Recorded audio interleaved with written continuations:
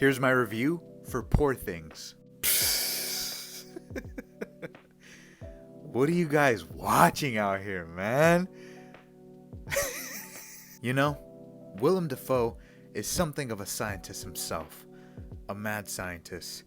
A mad scientist so mad, he'll reanimate a woman with her unborn child. Yeah, that's the plot. And if you watch this with your parents, you poor thing. Emma Stone is a miracle in this movie. I actually think she could win the Oscar for Best Actress for her performance.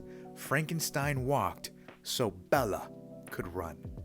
This movie portrays the monstrous society constructed by men in the most absurd and weirdest way. And I actually found Bella's stages of development to be pretty captivating as she challenged the control that men have over her body. Poor Things is actually unique and satirical about a woman taking agency over her own life.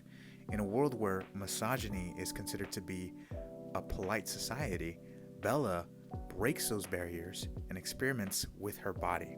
She encourages that women aren't just territory, and her body is hers to give freely. Through her abstract journey of becoming a human being, she gradually improves as she accepts the notion of, we must experience everything. This is what makes us whole. She also realizes that money is a sickness and develops empathy for those in poverty, hence the title, Poor Things.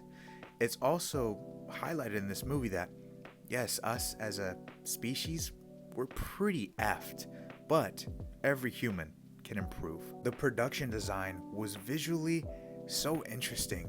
It's alive, as Victor Frankenstein would say. I also loved how uneasy the original score sounded. It perfectly captured the tragic backstory of Bella while also showcasing her innocent free will and naivety. Mark Ruffalo also supported as he was hilarious and gross. Also, shout out to Christopher Abbott, who was in this movie for probably like 10 to 15 minutes. When he came on screen, he commanded the screen. He absolutely stole the movie. It was so intense, I was on the edge of my seat. He just amplified this idea that toxic masculinity, terrifying. Although this movie wasn't my favorite, you know, it's kind of an acquired taste. You're either really into it or you're kind of just like, okay, that was kind of weird. I did really appreciate how the director was able to, you know, show these themes and ideas.